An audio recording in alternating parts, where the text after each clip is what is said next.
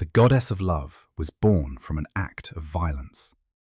Hey there, welcome to the Sleepy Documentarian. Where in the world are you listening from tonight? I'm guessing you've had a long day.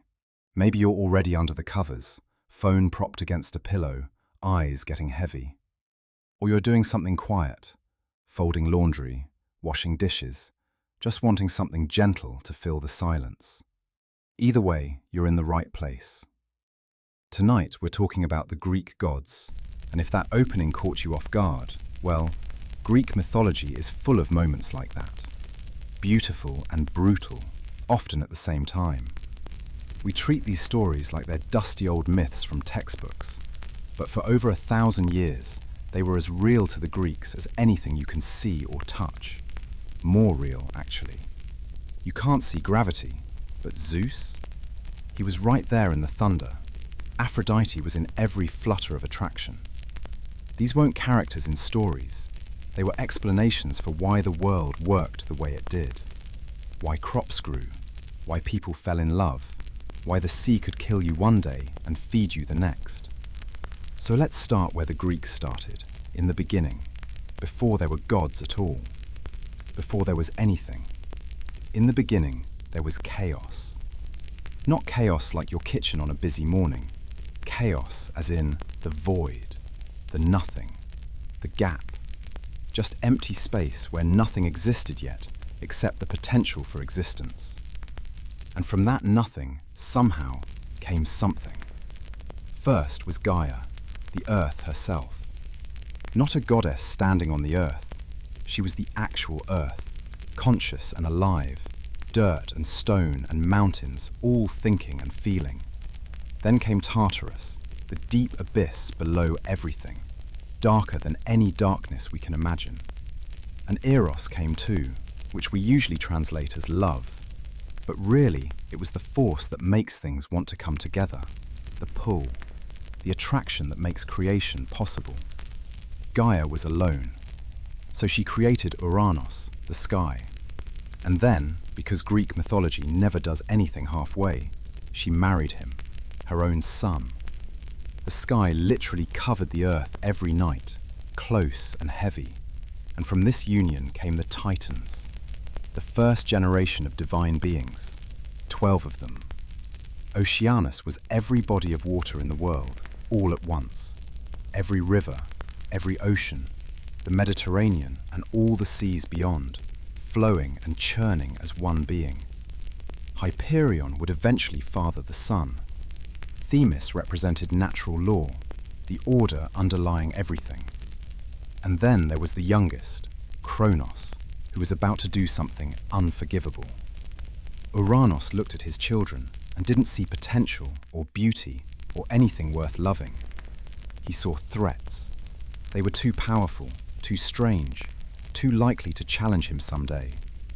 So he shoved them back into Gaia's body, back into the earth itself, refusing to let them be born properly. Just pushed them down into the darkness and kept them there. You can imagine how Gaia felt about this. She was in constant pain, stretched and compressed by the children trapped inside her, unable to be born, unable to die. So she crafted a sickle from adamant. Some sources say stone, but adamant makes more sense. This material harder than anything else in existence. And she asked her children for help. She needed someone brave enough to stop their father. Only Kronos was willing. Or maybe just ambitious enough. When Uranos came to cover the earth that night, doing what skies do, Kronos reached up with that sickle and castrated his father. Just like that. Cut him. The blood fell on Gaia and created the Furies, these ancient spirits of vengeance with snakes for hair and eyes that wept blood. And the severed parts fell into the sea, and from the foam that gathered around them, Aphrodite was born. That's what I meant at the beginning. The goddess of love and beauty, born from violence and blood and sea foam. The Greeks understood something we sometimes forget, that beauty and horror often share the same moment. That creation and destruction aren't opposites, they're neighbors. Kronos became the ruler of the universe, He freed his siblings, married his sister Rhea, and everything should have been fine. But he couldn't stop thinking about what he'd done to his father, how easy it had been, how necessary it had felt. And he started wondering if his own children might feel the same way about him someday. There was a prophecy, see? One of his children would overthrow him, just as he'd overthrown Uranus. So when Rhea gave birth to their first child, a daughter named Hestia, Kronos took the baby and swallowed her whole. Just opened his mouth and down she went, alive and growing, trapped in the darkness of his stomach. Rhea was horrified. But what could she do? He was the king of the universe. So when the second child came, Demeter, he swallowed her too. Then Hera, then Hades, then Poseidon. 5 children. 5 times Rhea handed over her baby and watched Kronos swallow them. They didn't die, which somehow made it worse. They just sat there inside him, growing, waiting, aware. When Rhea was pregnant with the 6th child, she couldn't do it again. She went to Crete, to a cave on Mount Ida, where the shadows were deep and the world felt far away. She gave birth there in secret, and the baby was a boy. She named him Zeus. Then she took a stone, wrapped it in baby blankets so it had the right weight and shape, and brought it to Kronos. He didn't even look, just swallowed it and went on with his day. Zeus grew up in that cave, raised by nymphs who fed him honey and the milk of a divine goat named Amalthea. When he cried, his guardians would clash their spears against their shields, making such a racket that Kronos would never hear the baby's voice. They were terrified every single day that he would be discovered, that Kronos would come looking. But he grew up, became strong, and when he was ready, he came back with a plan. He had help from Metis, the Titaness of wisdom, who gave him a potion, or maybe it was wine mixed with mustard. The sources can't agree. Either way, Zeus got Kronos to drink it, and it made him vomit. Violently. First came the stone, the one wrapped in blankets that Kronos had thought was Zeus. Then came Poseidon, fully grown, coughing and gasping. Then Hades, then Hera, Demeter, and Hestia. All of them adults now, because they'd been growing all this time in the darkness. And all of them were, understandably, furious. This started the Titanomachy, the war between the Titans and the Olympians. It lasted 10 years. Think about that. 10 years of the world shaking itself apart, mountains crumbling, the sky turning black with smoke and ash. Titans throwing boulders the size of cities, the ocean rising up in waves that could drown entire civilizations. Zeus freed the Cyclopes from Tartarus, where Uranus had imprisoned them long ago. They were grateful. They were master craftsmen, and they forged weapons for the 3 brothers. For Zeus, the thunderbolt, not just lightning, but the raw power of the storm itself, compressed into something he could throw. For Poseidon, the trident, a 3-pronged spear that could split the earth and command the seas. For Hades, a helmet that made him invisible, that let him move through the world unseen. Eventually, the Olympians won. They threw Kronos and most of the Titans into Tartarus, that deep abyss below the underworld, and locked them away with chains that could never break. Atlas, one of the Titans, got a special punishment. Zeus made him hold up the sky for eternity, standing at the western edge of the world, arms raised, bearing the weight of the heavens forever. And Zeus became king of the gods. He and his brothers drew lots to divide the universe. Zeus got the sky, Poseidon got the sea, Hades got the underworld. The earth and Olympus would be shared territory. Let's talk about Zeus for a minute, because he's complicated in ways that make people uncomfortable. On one hand, he's the god of justice, hospitality, and oaths. He's the one who punishes people who break their promises or mistreat guests. The Greeks believed that any stranger might be Zeus in disguise, testing your kindness, so you'd better treat everyone well just in case. That's not a small thing. That's a moral framework that protected the vulnerable. On the other hand, he's legendarily unfaithful to his wife. The myths are full of his affairs. He transformed into a swan to seduce Leda. He appeared as golden rain to visit Danae, who'd been locked in a tower by her father. He became a bull to carry off Europa across the sea.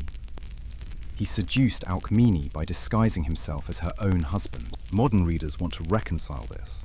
We want gods to be morally consistent. But the Greeks didn't see it that way. Zeus wasn't a person. He was kingship itself, in all its glory and all its corruption. He was power, and power is always complicated. Power protects and power exploits, often at the same time. He ruled from Mount Olympus, which was a real mountain in northern Greece that you could see from miles away, its peak hidden in clouds. The Greeks imagined that the mountain extended up beyond the clouds into another realm entirely, where the gods lived in palaces made of materials that don't exist on Earth. When storms rolled in from the north, they said Zeus was angry. When rain fell on the crops at the right time, he was showing favor.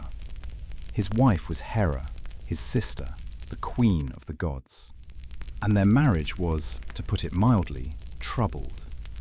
Hera was the goddess of marriage and childbirth, which is ironic given how her own marriage went. She was the protector of women, especially married women, and she took her role seriously. But she spent a lot of her mythological existence furious at Zeus for his affairs. And here's the thing, she almost never punished Zeus directly. She went after his lovers and their children instead. She tormented Heracles his entire life, and Heracles hadn't done anything wrong. His mother Alcmene hadn't done anything wrong either. Zeus had disguised himself as her husband. But Hera's rage had to go somewhere, and Zeus was too powerful to confront directly. So she sent serpents to kill Heracles when he was a baby. When that didn't work, she drove him mad years later, made him kill his own wife and children. His famous 12 labors were penance for murders he committed while under her curse. She transformed Callisto into a bear and would have killed her if Zeus hadn't placed her in the sky as a constellation. She drove Dionysus's mother mad. She convinced Semele to ask Zeus to appear in his true form, knowing it would kill her. This seems cruel, and it is cruel, but it's also revealing something true about power and powerlessness.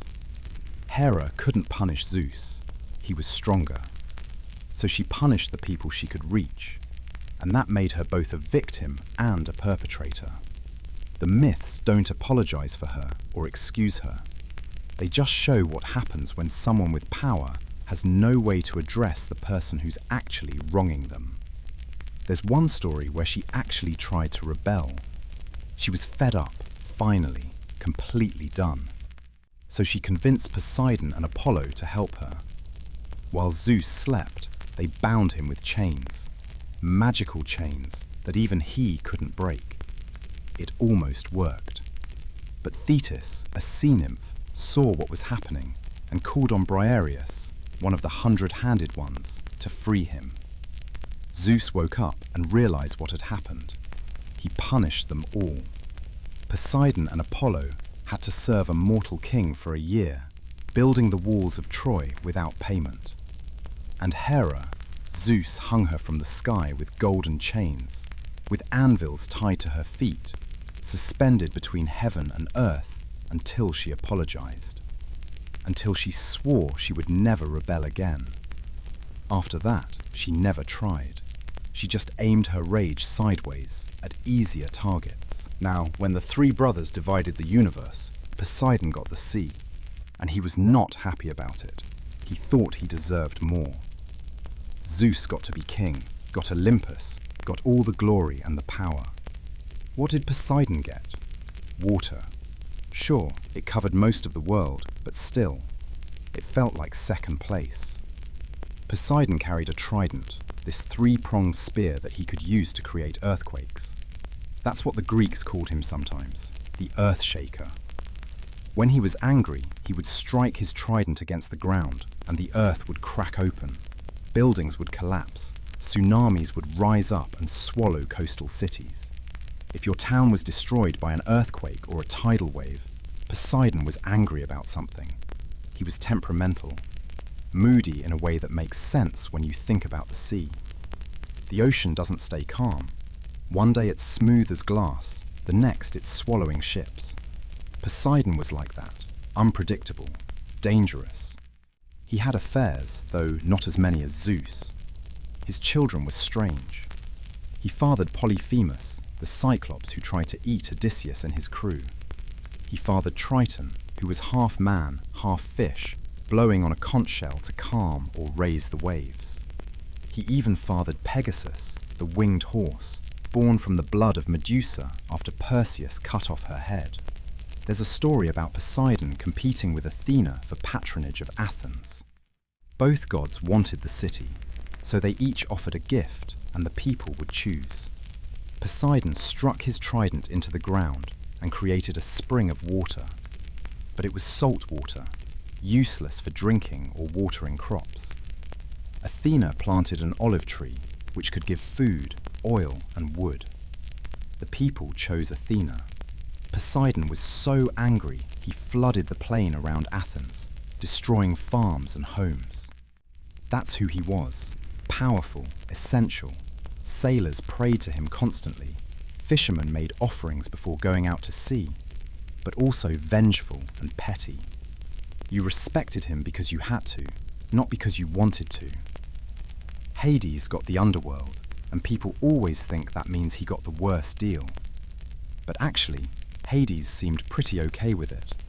He was the god of the dead, sure, but also the god of everything under the earth. All the gold and silver and precious metals belonged to him. He was unimaginably wealthy. Pluton, they called him sometimes, the rich one. The underworld wasn't hell, not in the Christian sense. It was just where everyone went when they died. Hero or coward, Greek or barbarian, good or evil, death came for everyone, and everyone ended up in Hades' realm. There were different sections though. The Asphodel Meadows were where most people went, ordinary souls wandering in a grey, misty plain, not happy or sad, just existing. The Fields of Elysium were for heroes and the especially virtuous, a paradise where they could rest in peace forever. And Tartarus, the deepest pit, was for the truly wicked and the enemies of the gods. To get to the underworld, you had to cross the river Styx. Charon, the ferryman, would take you across, but only if you'd been buried properly, with a coin in your mouth to pay him. If you didn't have the coin, you wandered the riverbank for 100 years before he'd let you cross. That's why proper burial was so important to the Greeks. Without it, you couldn't even begin your afterlife. At the entrance stood Cerberus, Hades' three-headed dog. His job wasn't to keep people out, it was to keep the dead from leaving. The living could enter if they were brave or stupid enough, but the dead had to stay. Hades himself was stern, fair, and almost never left his realm. He didn't meddle in the affairs of the living. He didn't scheme or play favourites. He just ruled the dead with absolute authority. People feared him, obviously, but they didn't hate him. Death was inevitable. You couldn't be angry at Hades for that. The most famous story about him is his abduction of Persephone, and I want to tell it carefully because it matters. Persephone was the daughter of Demeter, goddess of the harvest. She was young, beautiful, innocent. One day she was out picking flowers in a meadow with her friends, nymphs and other young goddesses. Hades saw her from the underworld and fell in love. Or maybe it wasn't love. Maybe it was just desire, possession, the feeling that he wanted something and should have it. He didn't ask. He opened a chasm in the earth and dragged her down, just like that.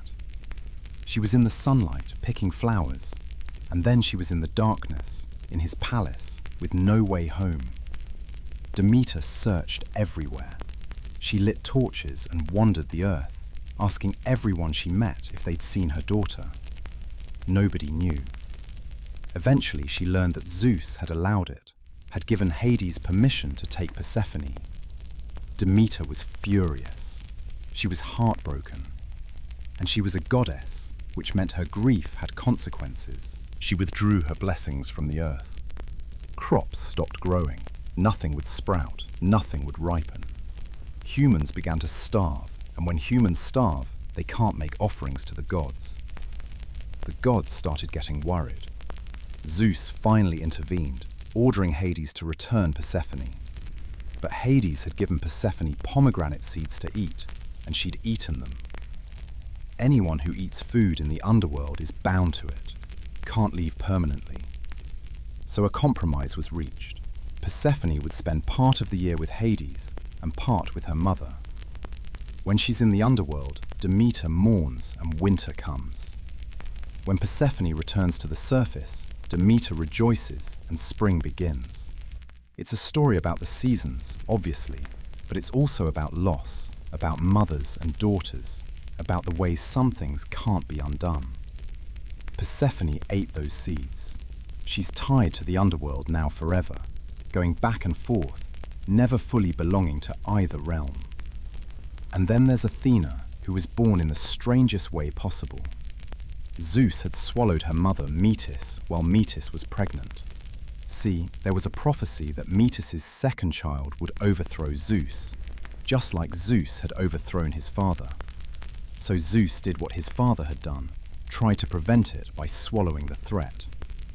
But Athena wasn't going to wait around in his stomach like Zeus's siblings had waited in Kronos's. She grew inside his skull, fully formed, wearing armor, until Zeus had such a terrible headache that Hephaestus split his head open with an axe. And out came Athena, shouting a battle cry. She was the goddess of wisdom and warfare, but not the brutal, bloody kind. Not like Ares. She was strategic, tactical.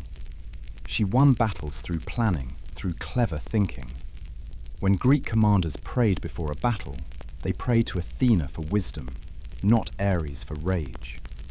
She was also the goddess of crafts, especially weaving. There's a story about a mortal woman named Arachne who was an incredible weaver. She was so good that people started saying she was better than Athena. Arachne didn't deny it. She said, "Yeah, I probably am better. Challenge me if you want." So they had a contest. Athena wove a tapestry showing the gods in all their glory, perfect and majestic. Arachne wove a tapestry showing all the times the gods had abused their power, all the affairs and deceptions and cruelties. And it was perfect, technically flawless. More than that, it was honest. Athena was furious. She couldn't even argue that Arachne's work was inferior, because it wasn't. So she transformed Arachne into a spider, doomed to weave forever, hanging by a thread, creating beauty that would always be destroyed. Athens was Athena's city. They built the Parthenon for her, this massive temple on top of the Acropolis, where you could see it from everywhere in the city. Inside was a statue of Athena, 40 feet tall, covered in gold and ivory, holding a spear and a small figure of Nike, goddess of victory. The message was clear: wisdom and victory go together. Athena never married, never had children, except by adoption in some stories. She was self-sufficient, virginal, respected by gods and mortals alike. The Greeks saw her as the ideal: reason, skill, discipline, everything civilization was supposed to be. Apollo was one of Zeus's many children, born to Leto, a titaness. Hera found out about the affair, as always, and forbade any land from giving Leto a place to give birth. Leto wandered, pregnant and in labor, unable to find anywhere to deliver her children. Finally, she found Delos, a floating island that wasn't technically land, just rock drifting in the sea. There she gave birth to twins. Artemis came first, and then she immediately helped deliver her brother, Apollo. Apollo was beautiful, impossibly beautiful. He was the god of the sun, of music, of poetry, of prophecy, of healing, and also of plague. He carried a silver bow and a golden lyre. When he played music, everything stopped to listen. Animals would pause mid-step. Rivers would slow their current. Even the other gods would go quiet. He represented order, rationality, civilization, everything the Greeks aspired to. The oracle at Delphi was his. Priestesses would sit in a temple built over a crack in the earth, breathing in volcanic vapors that made them hallucinate, and they would speak Apollo's prophecies. The prophecies were always cryptic, always came true, but rarely in the way people expected. You'd ask if you should go to war, and the oracle would say, "A great empire will fall." You'd go to war assuming it meant the enemy's empire, and then it would be yours. But Apollo had a cruel side. He flayed a satyr named Marsyas alive for challenging him to a music contest.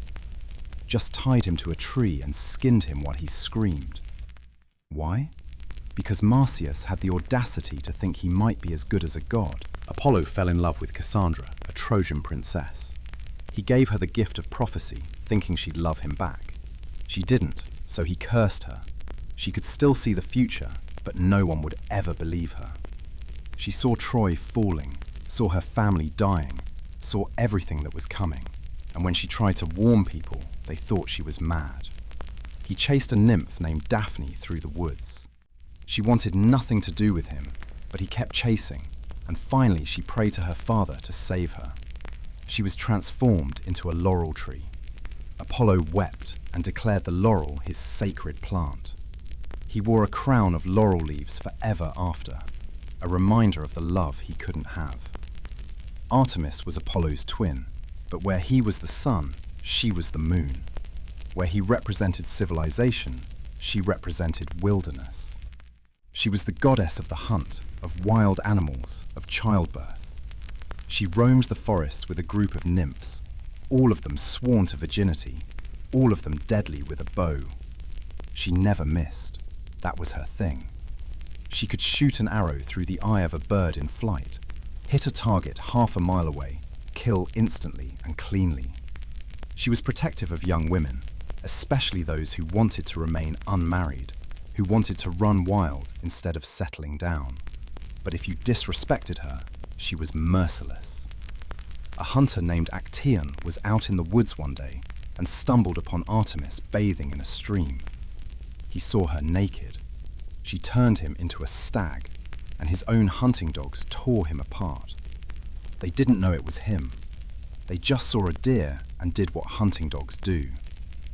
A queen named Niobe bragged that she had more children than Leto, 14 children to Leto's 2.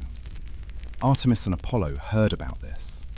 They went to Niobe's palace and killed all 14 children in a single day, shot them down with arrows.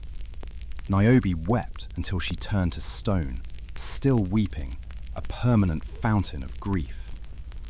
But Artemis could also be kind. She protected women in childbirth, easing their pain, guiding babies safely into the world. She was a paradox, both nurturing and deadly, gentle and fierce, depending entirely on whether you honored her or not. Ares was the god of war, but not war in any glorious sense.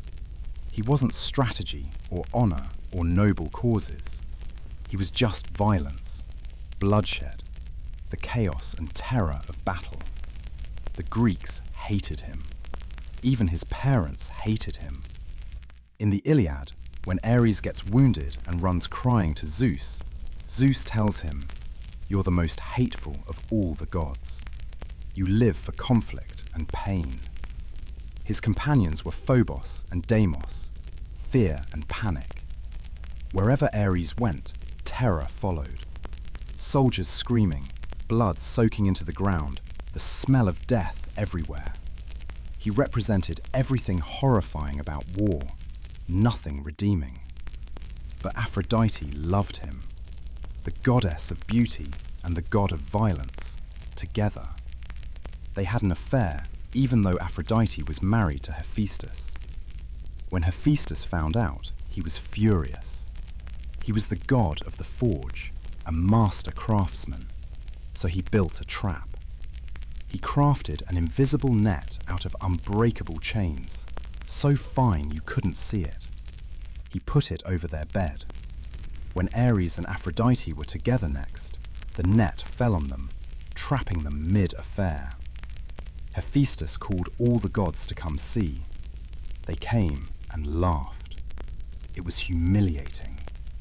But Ares and Aphrodite didn't stop seeing each other.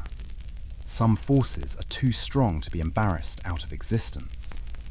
Speaking of Aphrodite, let's go back to her birth for a second, because I mentioned it at the beginning, but there's more to say. She was born from the sea foam that gathered around Uranus's severed parts. Think about that. The sky god's genitals fell into the sea, and from that mixture of violence and ocean, beauty itself emerged. She rose up from the waves fully formed, already an adult, already perfect. She was the goddess of love, beauty, desire, and all the chaos those things create. She could make anyone fall in love with anyone. She wore a magic girdle, a belt, that made whoever saw her irresistible. Even the gods weren't immune. She was married to Hephaestus, which was Zeus's idea. Hephaestus was ugly and lame. Aphrodite was perfect beauty, and Zeus thought that would keep her humble, maybe. It didn't work. She had affairs constantly, with Ares, with Hermes, with mortals like Anchises, with Adonis, with anyone she wanted. The most famous story involving Aphrodite starts with a wedding. Peleus and Thetis were getting married, and all the gods were invited except one, Eris, goddess of discord. She was furious about being left out, so she crashed the wedding anyway and threw a golden apple into the crowd. The apple was inscribed with the words, "To the fairest." 3 goddesses immediately claimed it: Hera, Athena, and Aphrodite. They asked Zeus to judge who was the fairest. Zeus was smart enough to know that was a trap. No matter who he chose, the other 2 would hate him forever. So he passed the job to a mortal, a Trojan prince named Paris. The 3 goddesses appeared to Paris, and each offered him a bribe. Hera offered power, make her the fairest, and she'd make him king of all Europe and Asia. Athena offered wisdom and victory in battle. Aphrodite offered the most beautiful woman in the world. Paris chose Aphrodite. He was young and foolish and didn't think about consequences. Aphrodite kept her promise. She led him to Sparta, to Helen, who was already married to King Menelaus. Paris and Helen fell in love, or maybe Aphrodite just made them think they were in love, and Paris took her back to Troy.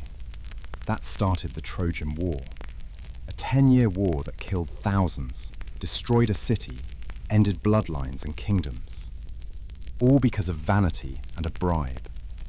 The Greeks understood that love and desire aren't gentle. They're powerful, destructive, capable of ending civilizations. Hermes was born in a cave to a nymph named Maia. He was trouble from the moment he was born. On his first day of life, he climbed out of his cradle, found a tortoise, killed it, hollowed out its shell, and invented the lyre. Then he went out and stole Apollo's sacred cattle, making them walk backward so their tracks would lead in the wrong direction. Apollo figured it out eventually and confronted him. Hermes played innocent. What, me? I'm just a baby. Apollo dragged him to Zeus. Zeus couldn't help but laugh. Hermes gave Apollo the lyre as compensation, and Apollo was so charmed by the music it made that he forgave him. They became friends after that. Hermes was the messenger god, wearing winged sandals and a winged cap, carrying a staff called a caduceus entwined with 2 serpents. He moved between worlds, Olympus, Earth, even the underworld. He was the one who guided souls to Hades after they died, leading them gently down to the river Styx. He was the god of travelers, merchants, thieves, and anyone clever enough to talk their way out of trouble. People put up herms, stone pillars carved with his face, at crossroads and boundaries, asking for his protection on the road. He was witty, charming, morally flexible, the kind of god who'd help you if he liked you, trick you if he didn't. He fathered Pan, the goat-footed god of shepherds and wild places, who played panpipes and caused sudden, irrational fear in travellers, panic, named after him. Hermes was always moving, always between things, never quite settled. Hephaestus was the god of the forge, of fire and metalwork and craftsmanship, and he was disabled. In a pantheon of perfect, beautiful gods, he was lame and scarred. There are two versions of how that happened, and both involve being thrown off Mount Olympus. In one version, Hera gave birth to him and was so disgusted by his appearance that she threw him off Olympus. He fell for a full day, smashed into the ocean, and was raised by Thetis and Eurynome in an underwater cave. He became a master craftsman there, building beautiful things. Eventually, he built a golden throne for Hera that trapped her when she sat in it. The gods begged him to release her. He refused until they agreed to let him return to Olympus. In the other version, Hephaestus was born perfect, but during an argument between Zeus and Hera, he took his mother's side. Zeus grabbed him by the ankle and hurled him off Olympus. He fell for a day and landed on the island of Lemnos, shattering his legs. Either way, he ended up disabled, and either way, he turned his pain into skill. He built the palaces of the gods. He forged Zeus's thunderbolts, Poseidon's trident, Artemis's silver arrows. He created automatons, mechanical servants made of gold that could move and think and work without being alive. He made the first woman, Pandora, out of clay at Zeus's command. He crafted Achilles' armor and shield, so beautiful and strong that warriors would fight just to own it. He married Aphrodite, but she didn't love him. She cheated constantly. He knew, and it hurt, but he kept working. That's what he did. He turned suffering into something beautiful. Dionysus was the last Olympian, the only one born from a mortal mother. Zeus got a princess named Semele pregnant, and Hera, in disguise, convinced Semele to ask Zeus to reveal his true form. Zeus begged her not to make him do it. She insisted. He appeared as pure divine energy, lightning, thunder, the full power of the sky, and Semele was incinerated instantly. Zeus saved the unborn baby by sewing him into his own thigh. Months later, Dionysus was born from Zeus's leg. Born twice, once from his mother and once from his father. He grew up and learned to make wine. He traveled the world teaching people how to cultivate grapes, how to ferment them, how to drink and celebrate. He was accompanied by maenads, wild women who danced and drank and entered ecstatic states where they became superhuman. If you disrespected Dionysus, the maenads would tear you apart with their bare hands. He rode in a chariot pulled by leopards or panthers. He wore a crown of ivy and grapes. He carried a thyrsus, a staff wrapped in ivy and topped with a pine cone. He was the god of losing control in a good way, of letting go, of dissolving the boundaries between yourself and the world. Theatre was sacred to him. Actors put on masks and became someone else for a while. That's what Dionysus represented, the loss of self, the transformation, the boundary between civilization and chaos. He was an outsider god, born from a mortal, spent years wandering, wasn't immediately accepted on Olympus, but eventually he was welcomed as the 12th Olympian, replacing Hestia, who gave up her seat willingly to avoid conflict. His festivals were wild. People drank, danced, acted out plays. celebrated everything society usually kept hidden. For a few days each year, the rules didn't apply. That was Dionysus's gift. Demeter was the goddess of the harvest, of grain and agriculture.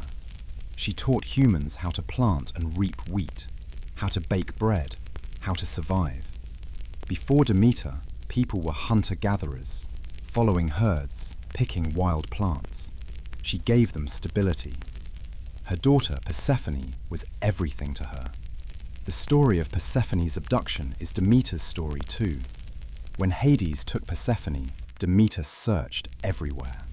She stopped tending the earth. She stopped caring about anything except finding her daughter. Crops failed worldwide. Famine spread. People prayed to her, begged her, but she couldn't hear them over her own grief. Zeus finally forced a compromise, but the damage was done. Every year, when Persephone descends to the underworld, Demeter mourns and winter comes. The earth dies, nothing grows. And when Persephone returns, joy returns too, and spring begins. The Eleusinian mysteries were celebrated in Demeter's honor, secret rites held near Athens. We don't know exactly what happened in those ceremonies, because the initiates kept the secret for over 1,000 years. Breaking that silence was punishable by death. But we know they promised a better afterlife, some kind of knowledge or experience that changed people fundamentally. Philosophers and emperors traveled to Eleusis to be initiated. Whatever they experienced there, it mattered. Hestia was the oldest of Zeus's siblings, and also the youngest. First swallowed by Kronos, last vomited up. She was the goddess of the hearth, the fireplace at the center of every home. Every house had a hearth with a fire that was never supposed to go out. That fire was Hestia. Every meal began with an offering to her. Every public building had a hearth dedicated to her. She never married. Both Poseidon and Apollo wanted her, but she swore an oath of virginity, and Zeus honored it. He gave her the first offering at every sacrifice as compensation. She wasn't flashy. There aren't many myths about her because she just did her job. Kept homes warm, kept families together, represented stability and peace, and the quiet satisfaction of a warm fire on a cold night. Some traditions say she gave up her seat among the 12 Olympians to Dionysus to avoid conflict. She was content tending the sacred fire instead. These 12 Olympians, Zeus, Hera, Poseidon, Demeter, Athena, Apollo, Artemis, Ares, Aphrodite, Hephaestus, Hermes, and either Hestia or Dionysus, depending on who's counting, they ruled everything. But there were other gods too, hundreds of them, thousands if you count every minor deity, every nymph, every spirit of every river and tree. There was Hebe, goddess of youth, who served nectar to the gods. There was Eileithyia, goddess of childbirth, who could ease labor or make it impossibly painful, depending on her mood. There was Nike, goddess of victory, always shown with wings, always in motion. There was Helios, the sun itself, driving a chariot across the sky every day, though later he got conflated with Apollo and kind of faded from importance. There was Selene, the moon, who fell in love with a mortal shepherd named Endymion. She asked Zeus to grant him eternal sleep so he'd never age, never change, and she could visit him every night forever.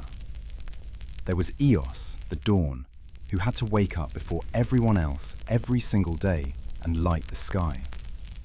She fell in love with a mortal named Tithonus and asked Zeus to make him immortal. Zeus agreed, but she forgot to ask for eternal youth too, so Tithonus just kept aging forever, getting older and more decrepit until Eos couldn't stand it and turned him into a cicada. The Muses were 9 sisters, daughters of Zeus and Mnemosyne, goddess of memory.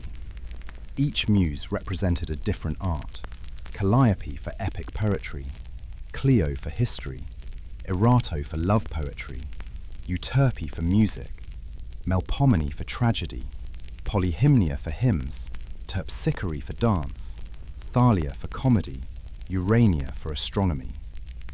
Poets would invoke the muses at the beginning of their works, asking for inspiration. Because art wasn't something you just did. It came from outside you, from the gods, from these 9 sisters who decided whether your work would be brilliant or forgotten. The Fates were 3 old women who controlled destiny itself. Clotho spun the thread of life. Lachesis measured it. Atropos cut it when your time was up. Even the gods couldn't overrule the Fates. Zeus might be king, but when Atropos decided it was time to cut your thread, that was it. Your story ended. Pan was the god of shepherds and wild places, son of Hermes. He had the legs and horns of a goat, played panpipes that could charm anyone who heard them. He was responsible for panic, that sudden, irrational fear that grabs you in the wilderness when you hear a noise you can't explain. Travelers would leave offerings at shrines to Pan, asking him not to terrify them on the road. The nymphs were everywhere. Naiads in rivers and springs, dryads in trees, nereids in the sea, oreads in mountains. They were beautiful, long-lived, not immortal like the gods, but living for thousands of years. They were tied to their homes. A dryad lived in her tree. If the tree died, she died. A naiad lived in her spring. If the spring dried up, she faded away. And then there were the monsters. Because Greek mythology wasn't just gods and heroes. It was full of creatures that existed in the spaces between civilization and wilderness, between order and chaos. The Minotaur lived in a labyrinth under the palace at Knossos, half man and half bull, eating young people sent as tribute until Theseus killed him. Medusa had snakes for hair and a gaze that turned people to stone. She wasn't born that way. She was transformed as punishment after Poseidon assaulted her in Athena's temple. Athena punished Medusa, not Poseidon, because of course she did. The Hydra had 9 heads, and every time you cut one off, 2 more grew back. The Chimera was part lion, part goat, part serpent, breathing fire and terrorizing the countryside until Bellerophon killed it while riding Pegasus. Cerberus guarded the underworld. The Sphinx asked riddles and killed anyone who answered wrong. Scylla and Charybdis were sea monsters on opposite sides of a narrow strait. One a 6-headed creature that snatched sailors off ships, the other a whirlpool that swallowed entire vessels. These weren't just monsters, they were embodiments of fears. Fear of the unknown, fear of transformation, fear of being devoured, fear of losing yourself. Every hero's journey involved facing one of these creatures, proving they were brave enough, clever enough, strong enough to survive. Heroes were important to the Greeks. They were mortals, or half-mortals, who did extraordinary things. Perseus killed Medusa, beheaded her while looking at her reflection in his shield. He used her head as a weapon after that, turning enemies to stone. Heracles, Hercules in Latin, performed 12 impossible labours as penance for murders he committed under Hera's curse.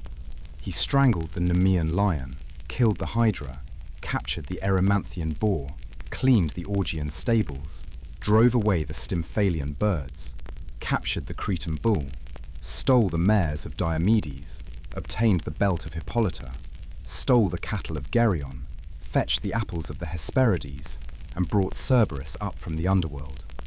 After all that, he was granted immortality. Theseus killed the Minotaur and unified Athens. Jason led the Argonauts to find the Golden Fleece. Odysseus survived 10 years of war at Troy, and then 10 more years trying to get home, facing Cyclops and witches and sea monsters and the wrath of Poseidon. Achilles was invulnerable except for his heel, the greatest warrior who ever lived, who chose glory and early death over a long, quiet life. These stories mattered. They taught lessons about hubris, excessive pride. Icarus flew too close to the sun with wings made of wax and feathers, and the wax melted and he fell. Arachne claimed she was better than Athena and was transformed into a spider. Niobe bragged about her children and watched them all die. The lesson was clear: know your place. Don't challenge the gods. Don't get too proud. But there were other lessons too, about loyalty, Odysseus spending years trying to get home to his wife, about sacrifice, Alcestis offering to die in place of her husband, about cleverness, Odysseus outsmarting the Cyclops, Perseus using a mirror to avoid Medusa's gaze, about persistence, Sisyphus rolling his boulder up the hill forever, Prometheus having his liver eaten by an eagle every day for giving fire to humans. The Greeks believed in fate, but they also believed in trying. Even if the fates had already decided how your story would end, you still had to live it. You still had to make choices, fight battles, love people, build things. The journey mattered even if the destination was fixed. And the gods were part of that journey. They weren't abstract concepts. They were real presences you could encounter. A sailor might pray to Poseidon during a storm and swear he felt the waves calm. A woman in labor might pray to Artemis and feel her pain ease. A soldier might sacrifice to Ares before battle and feel courage flood through him. The gods explained things. Why does thunder happen? Zeus is angry. Why do crops grow? Demeter is pleased. Why do people fall in love? Aphrodite willed it. Why do we die? Because that's Hades' realm, and everyone goes there eventually. But more than that, the gods were a way of understanding the world's complexity. Zeus was justice and tyranny. Hera was marriage and jealousy. Athena was wisdom and cruelty. Aphrodite was beauty and destruction. The gods contained multitudes, contradictions, because reality contains multitudes and contradictions. We don't worship these gods anymore, most of us, but we still tell their stories. We still name planets after them: Jupiter, Neptune, Pluto. We still use their names: Achilles' heel, Pandora's box, Oedipal complex, Herculean task. We still recognize the patterns: Narcissus staring at his reflection, Orpheus looking back, Pandora opening the box. These aren't just ancient myths, they're truths we keep rediscovering. The Greeks believed the gods were everywhere: in the thunder, in the sea, in the grain, in the fire on the hearth, in the wine, in the music, in every moment of beauty and terror. Maybe they were right in a way.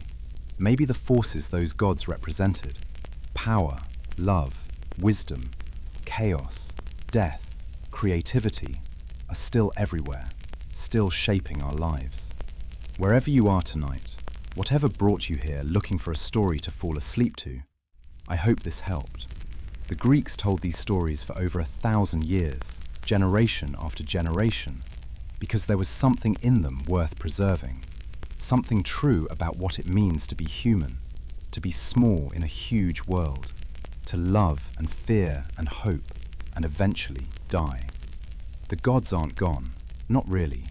They're in every story we tell about power corrupting, love destroying, wisdom prevailing, chaos breaking through. They're patterns we recognize, forces we feel, truths we live with whether we acknowledge them or not. So sleep well, and if you'd like more nights like this, hit subscribe.